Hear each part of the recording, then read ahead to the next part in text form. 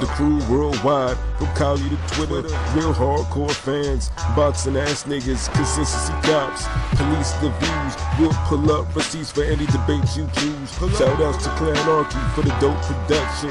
Ring Gang stay with the best discussions. Ring Gang Radio. Yeah. What's good, Joe? Welcome to another episode of Real Talk, where, as always, if shit's real, we talk about it. I'm your host for tonight, Patscorpio, the New England representative, and as always, I got my man with me. I'm gonna let him introduce himself. Yo, what's good? Shutterworth da Gawd, Gold Artist, Soul Wars, RingGangRadio.com, Real Talk. Yeah, Real Talk. Yes, sir. The Gold Artist is in the house, and as always, I got my other man with me. I'm gonna let him introduce himself. What up, y'all? You already know what it is. King P, Bodega Boxing in the building. Let's get it. Yes, sir. This past week of we had a mixed bag. You know, we on one fight we had a fight for the hardcores and for the true spirits of the boxing, which we'll get into later. And then the other one we had it for, we had the fast food, the candy for the for the casuals, the shit that's not really good for you, but sometimes you can't help but to consume. So of course what I'm talking about is the fight for the fight, some people may call it a farce between YouTubers KSI and Logan Paul 2. Let's put it this way. For many it was just like, oh yeah, this card was exciting enough, mostly because I think there's a lot of new people who don't know what they were expecting. And then for some, it was just testing their patience. LB, man, you want to left a chopper on this, man? What did you think? I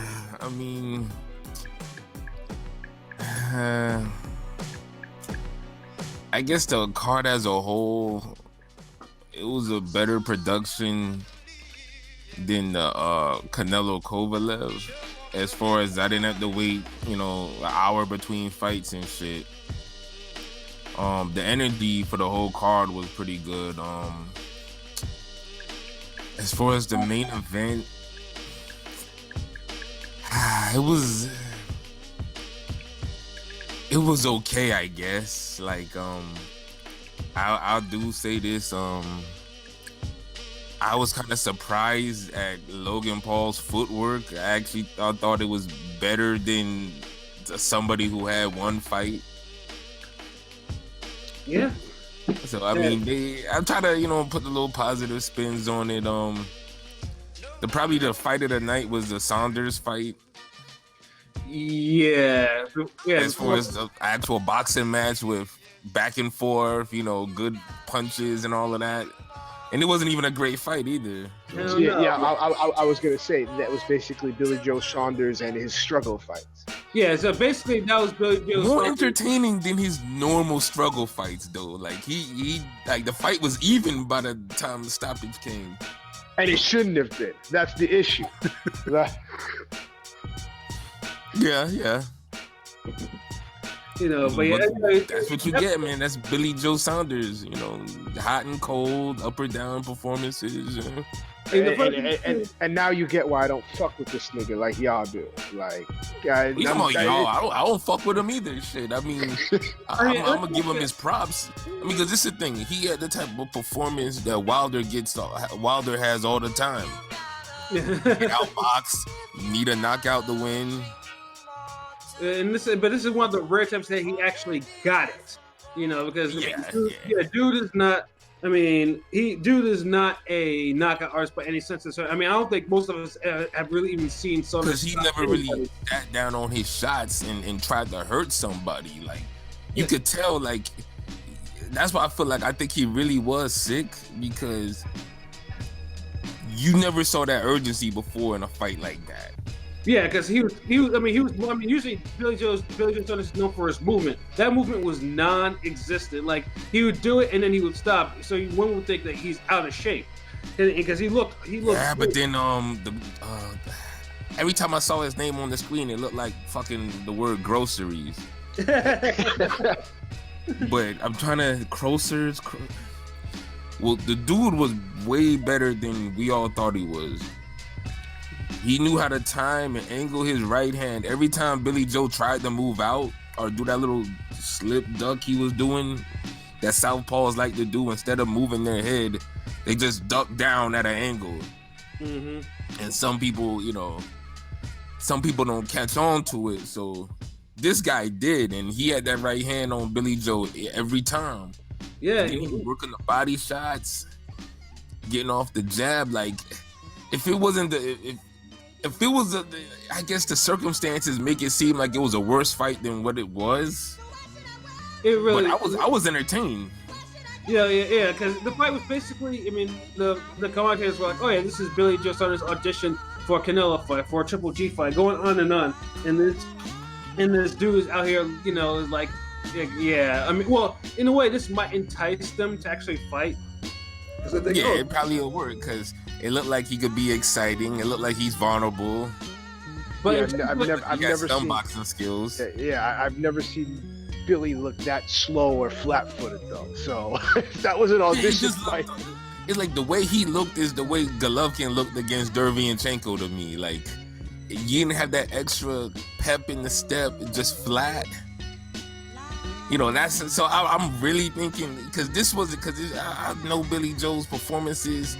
This wasn't his normal cold performance. Like, his cold performance is usually more awkward and he's more bouncy. Like, this was like a flat, I'm sick, this jobber's beating my ass, let me get him the fuck out of here if I can. Yeah. And he did. So, I mean, it is what it is. It wasn't the best fight. It wasn't the worst. God knows it wasn't the worst.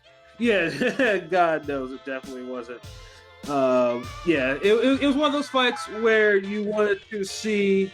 I mean, basically, I guess the casuals wanted to see what was the hype, and they were booing the fuck out of that fight. Even though it's like, it's really not.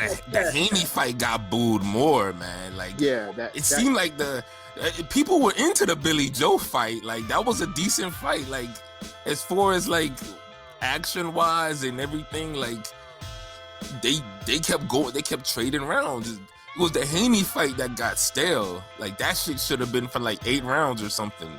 Yeah, well, the thing though with the Haney fight is a dude threw out his shoulder. He said after he knocked dude down, he threw out his shoulder and the dude just started clenching. So that was the reason why. And I was like, oh, I mean, there was one of the fight wasn't that interesting before the knockdown either, though. So what's his excuse then? Yeah, but I was like, why is this Dominican guy?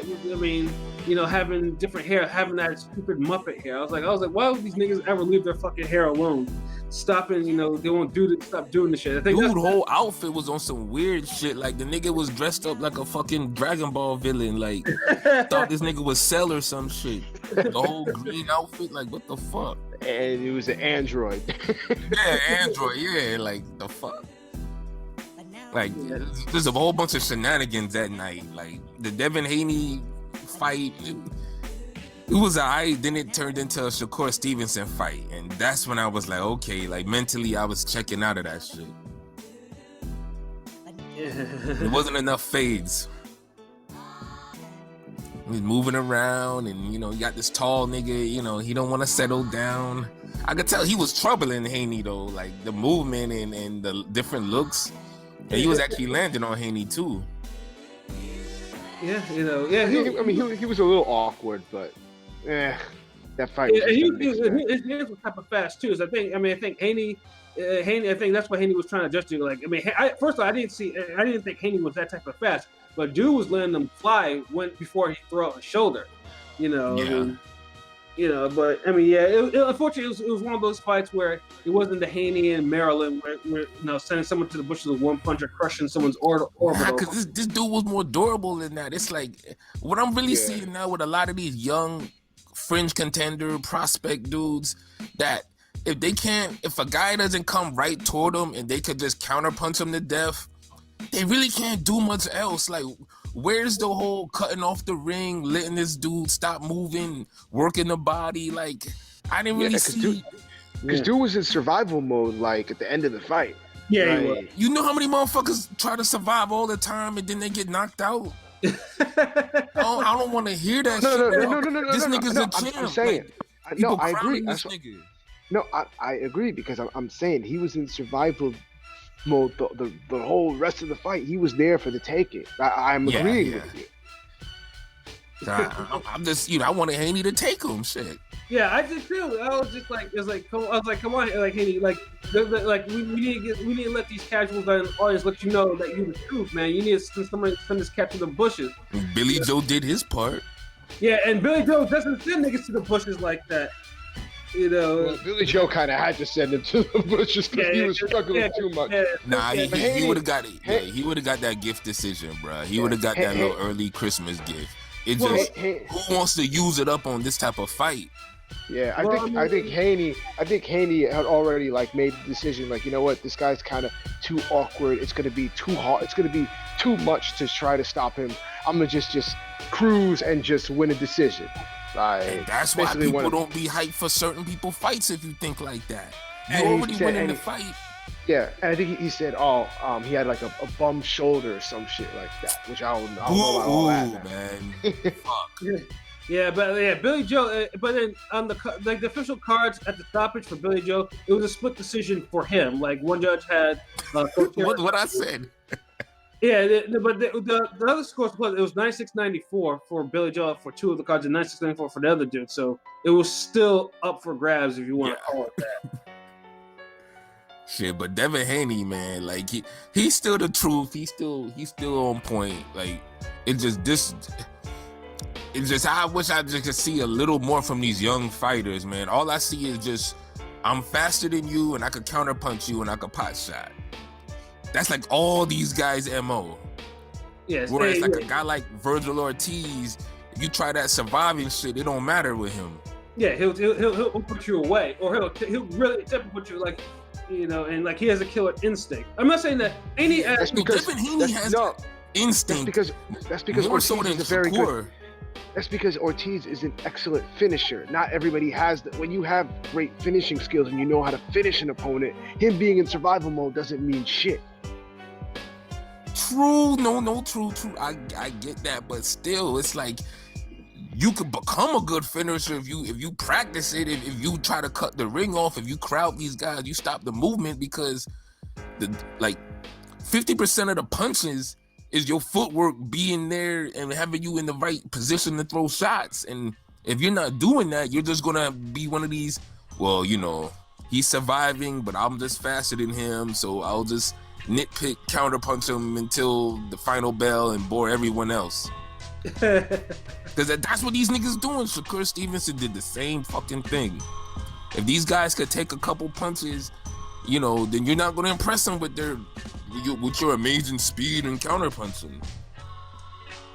Yeah. Like no one wants to get in dirty and just go grind and get these guys out, or at least cut off the ring and put more hands on them. Like, I don't think maybe he could learn to be a better. Guys hit the distance. True.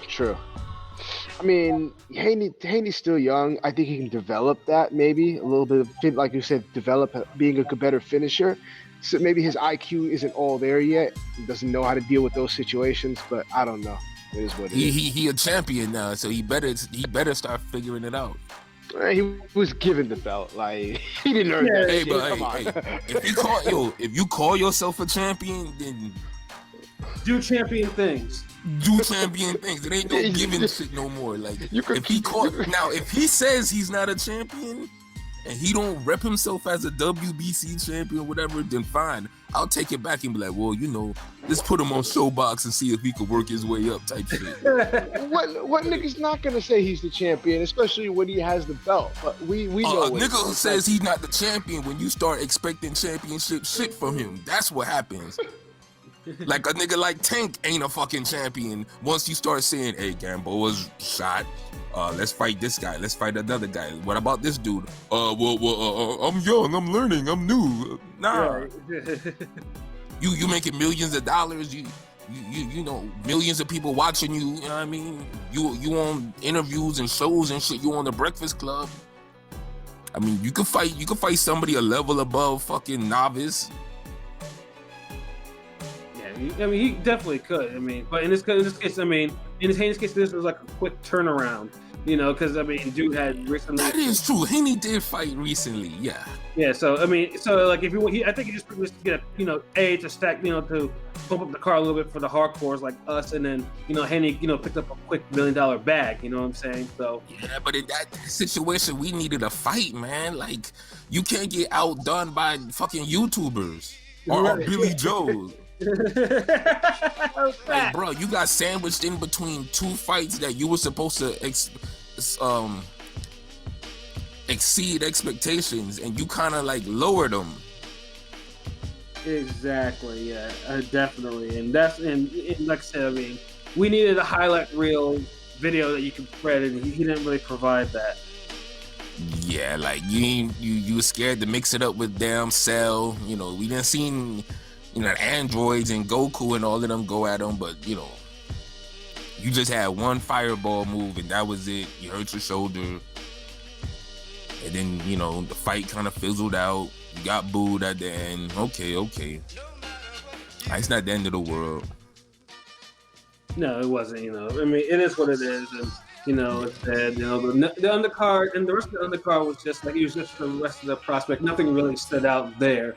It was just and nothing ever was, man. We all knew what this type of card was. It was just on some like, okay, let's give something for boxing fans, and then casuals, so everybody shut up. Yeah, exactly. Which brings us to Logan Paul KSI 2, the rematch. Now the first, originally, as I said before, I thought because without headgear, I figured one of them would accidentally crush each other with a shot, and I was surprised that it did not happen. Because usually when cats fight without headgear, and they're basically right amateurs, it happened. You know what I'm saying? But that's the ones that don't train and they just really just windmilling. Like you could tell, like these guys kind of learned something because you saw some technique, but it's like there was a huge gap in the applying that technique. Is what I'm trying to say. I mean, the thing is, I think Logan Paul probably applied his technique more, but the thing is, he wasn't letting off no type of punches. Like like I said, his movement was surprisingly for a guy of his size. Usually, dude had better footwork than some of these damn boxing contenders out there. Like let's keep it real. Like dude knew how to get in and out from KSI's wild ass swings. I was like, okay, this is surprisingly. I was surprised. Because dude, I alluded to before in talks that he looked, both of them looked a little bit geared up. And I thought I didn't know they was cruiserweights. They was big. Yeah, I thought that was like middleweights or some shit. Facts. Absolute facts. But that's what surprised me. KSI, unfortunately, I didn't see much. He was just busier, really. But the way that he was swinging his shots was just like, come on, dog. Yeah. And he was. I didn't like that. Like when he would jab, then I was like, okay, like it seemed like he was shooting, but he didn't shoot the jab enough. Not like how Logan Paul was doing, where he was really catching KSI with those jabs all night. Yeah, it was kind of like, yeah, I was like, come on, KSI, like do something, and that's basically how he won the rounds. But the first knockdown of the fight, like where he landed that overhand right to the back of the ear, that was a legit knockdown, and that should have been called one. I was like, yeah, because Logan Paul, he was the taller fighter. I don't know why he ducked his head so damn low, but he got caught, and he went down, and he got caught, and he immediately grabbed, and he knew he was fucked, and then. And the ref, Jack Reese, that was the first of his fuck ups that night. I don't know what the fuck was going on.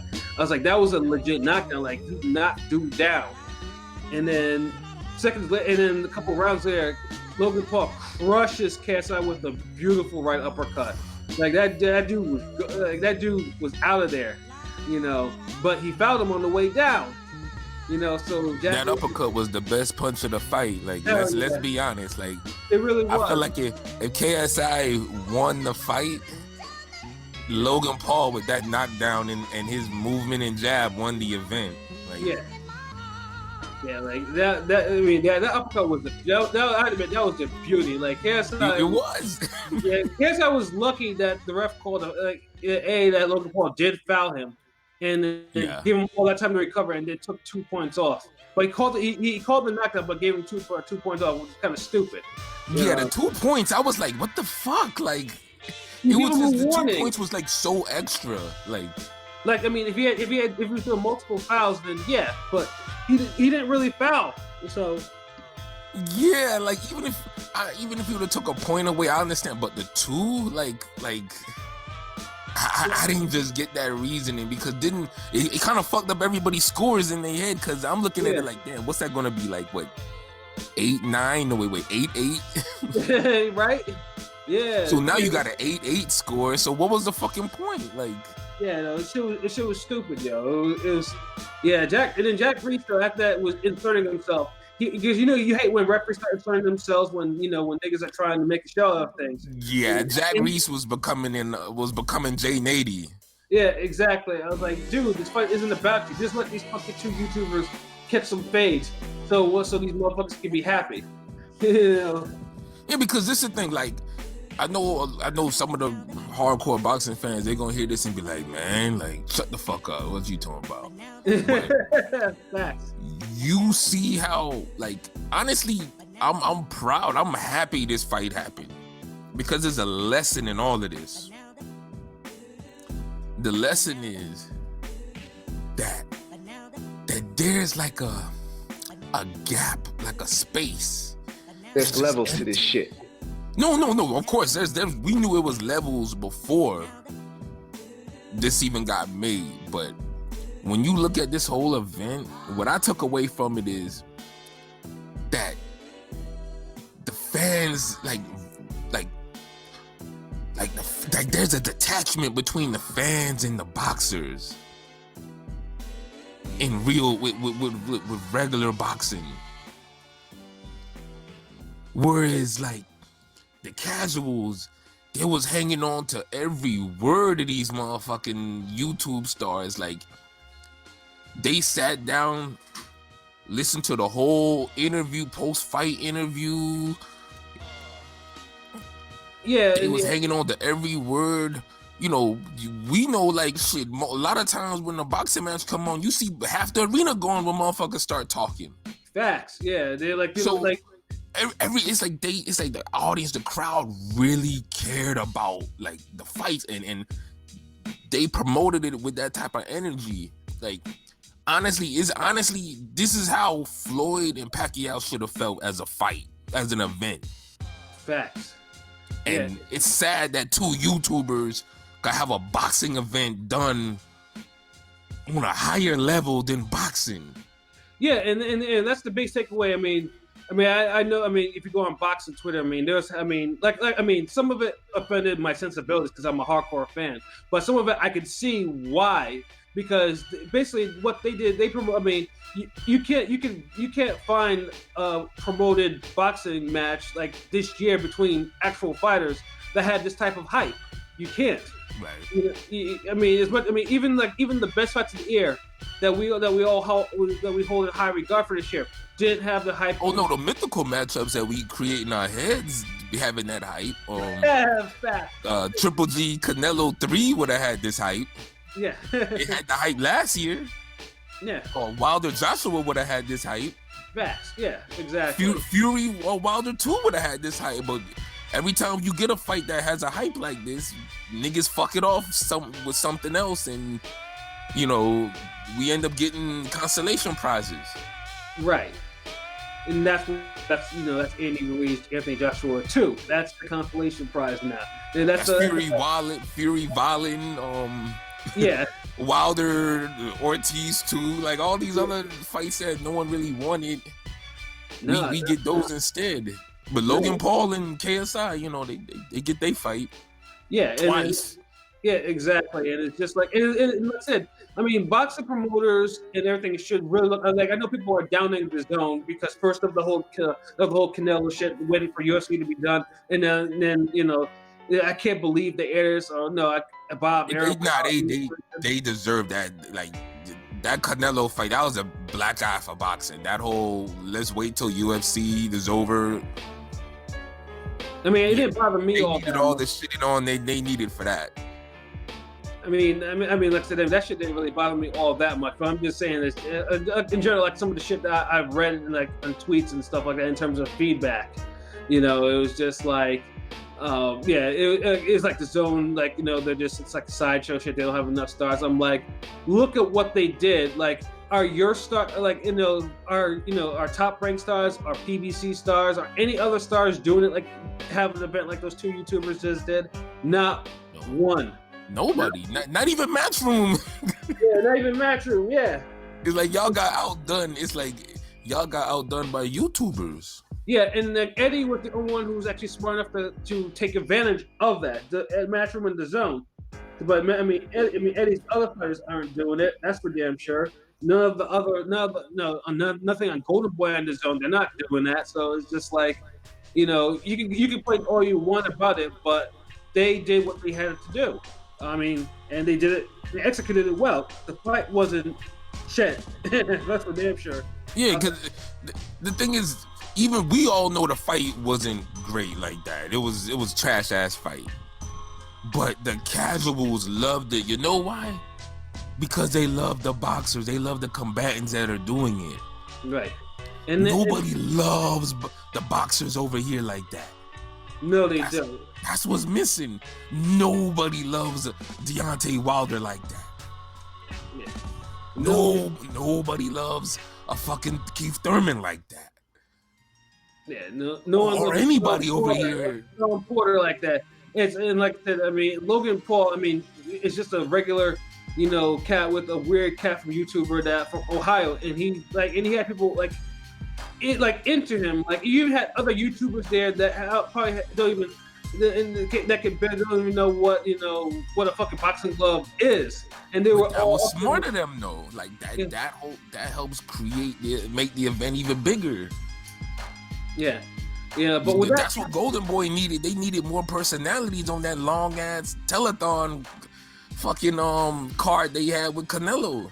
Well, shit. The Zone. We all know that the Zone commentary team needs an overhaul for damn sure. That shit is fucking trash. Yeah, basically, I pray that actually it's just decent enough so I don't have to listen to these motherfuckers. Like niggas complain about HBO. And HBO was never as... Nobody was as bad as the Zone commentary. Yeah, ever.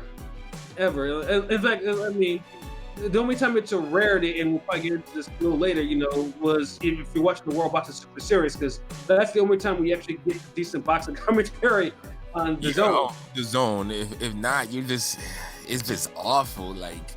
And so many agendas, and I feel, and the thing is, it's like Sergio Mora, like he's not even bad to me. Like no, he's not. But I just feel like he's put in a bad system. Yeah, like Chris Mannix and all that. I was like, nah, bro. Like Brian Kenny and all that.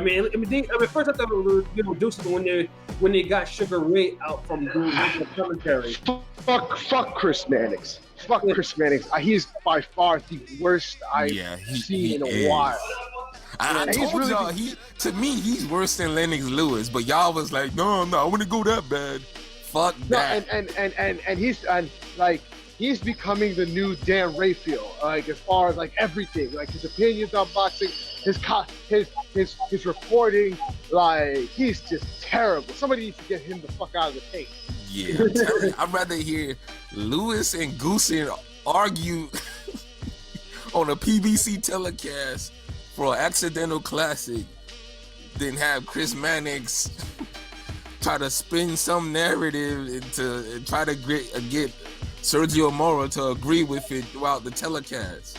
Right, that's because he's always looking for validation. He's like, the former junior middleweight champion. He's looking for validation for more all the damn time. I'm like, stop pandering. We know who the motherfucker is, man. Damn. This is the same guy that was shitting all over Mayweather McGregor, rightfully so, because it was shit. But now he's changing his tone for this fucking bullshit. They were doing too much, especially Radio Raheem. He was doing the most. I'm like, yes. Sorry, oh my goodness. I'm like, Radio Raheem, shut up, bruh. It's not dude was like. And I like Radio Raheem. Shout out to Radio Raheem. I fucks with him. He was a cool dude, but yeah, I wasn't feeling I wasn't feeling the shit he was talking about. Yeah, dude. It was going just too. It's like they was bending over backwards to try to make this a legitimate event. Like honestly, like if they was looking for boxing fans respect, and it's like we don't care. We're already watching it. Like just do y'all show. Like yeah, exactly. You know, like if it turned out good, great. You know, but if it's what we expected, then just keep it going. Like we don't need, this is gonna change boxing. It didn't change boxing. Like, I mean, well, it may change boxing internally how promoters actually do this stuff.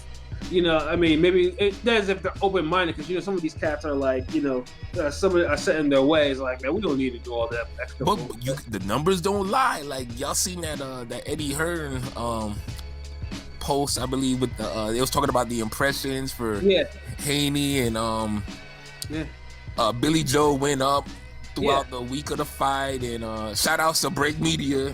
Jay, like I said, and he's always talking about digital imprint and digital content. Like you can't sleep on that. This is 2019. About to be 2020. It kind of proved the point from the podcast that time, though. Like absolutely. Like I said, that's what promoters need to really pay attention to what they're doing. They can learn from this card. In terms of engagement.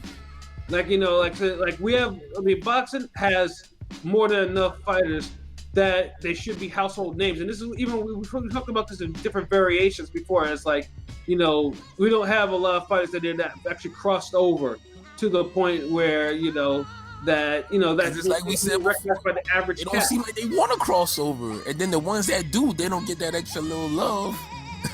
Like Broner's probably the most recent example of a young cat that crossed over. He crossed over on his own without, and it's mostly because of his bullshit. And for all the wrong reasons. Man, exactly. But he was promoting himself. Like, he had all his little documentary videos on World Star. He was always out. Like, and when you seen him videos, like Broner really gave everyone the blueprint for this. Like, we just be honest. Like, he engages the fans. Like, you don't have to do it on a fuckery level like he do, but he gave y'all the game. It's like no one's using it. Like, they trying to use it with Tank, but Tank ain't as articulate as Broner, and he don't have the competition. Like, if Tank actually obviously fought better fighters, then we'd have a case at least, a case of why.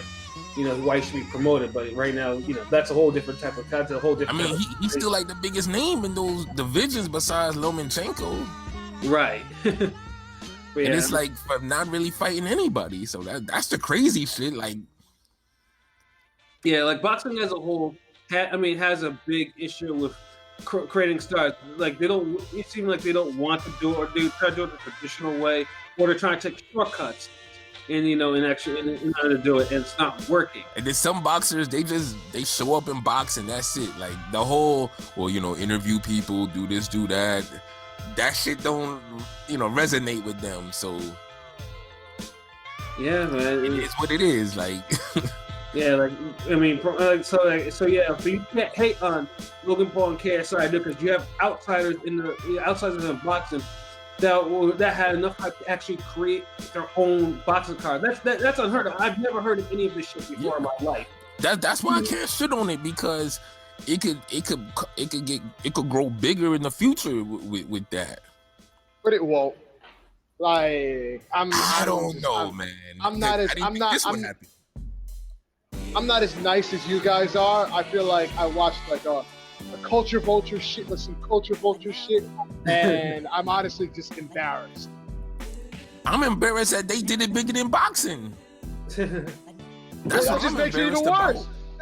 That's adding fucking that's fucking adding more. That's insult to injury. Sometimes you need to get insulted to the point you're injured so you could do better. Facts. Boxing need to do better. Right. Like I said, so in the end, like I said, the YouTubers, they did their thing, they got their money, and I don't think they're gonna do a third fight, although that, depending on what the final numbers may be, that may actually be a possibility. Yeah, because KSI did kind of shoot it down, and I kind of feel like he did that because he felt that first real punch in all them fights, which was that damn uppercut. Right, exactly. And Like he shit was real when he felt that uppercut. So like, no, I'm on to the next thing. Yeah, what, man? Shit, man. Make the third fight. yeah, Because the way I look at it like this, the third fight could be way bigger on some crazy shit if they have a legit fucking main event and they do a dual promotion with that shit Mm-hmm. and just go over the top with it. But y'all put together some fights that no one cared about, trying to get some extra name recognition, and it worked. But you can't be mad that boxing got kind of outshined that day when y'all set it up for it to happen like that. Facts. So if y'all do the third fight, but make an event, like make it a real event. Like I would say have like Ryan Garcia like have a title fight. Yeah, something like that. I mean, that would be crazy though. It would, but like the logistics on that, like Logan Paul, KSI 3, Ryan Garcia first title shot. Like I'm Golden Boy, man. I know y'all niggas listening. I'm giving y'all game right now. Like somebody's going to be like, So basically, we'd want Ryan Garcia to play the undercard to this fucking play second fiddle to a Dog and Pony show. That. I'm not saying that. Honestly, I feel like Ryan Garcia could be the main event and have Logan Paul KSI be the co-main. And what it do, it just shows that because Ryan Garcia, like, he's on the level with them as far as the whole social media shit. Right. So you see that fight, and then you see another one of those guys who could be a social media guy, and he's in a main event against a legit opponent for a world title. Everybody who talked about, oh man, people would leave if KSI and Logan Paul are the first fighter on the card. I bet they'll stay for that Ryan Garcia main event. Probably would. Yeah, no question. And if you stack the undercard better than the other shit, yeah, let's give it to no last minute, like make sure that like I said, because Haney should have fought a better. I mean, there was a better fighter, that's supposed to be on the marquee, but the WBC wouldn't approve him, even though he was ranked. And this cat that he fought wasn't really in the top 15 at all. So I mean, but they approved him. I don't understand that either, but it's just like they could have done a harder, better fight for both champions. Yeah, and they didn't, and look what we got. Y'all niggas got outshined by some YouTubers. End the story. And that's what the casuals gonna remember. Yeah, and that's what the casuals are. And like I said, I mean, they and most of them are saying like that was the fight of the night. Because it was for the wrong reasons too. But so I mean, yeah, boxing, y'all gotta learn from this. Learn from this event, and hopefully apply it to your own card so this shit does not happen regularly. You know what I mean? Yeah. So so enough for that. Yeah, we gave you. Fuck all that.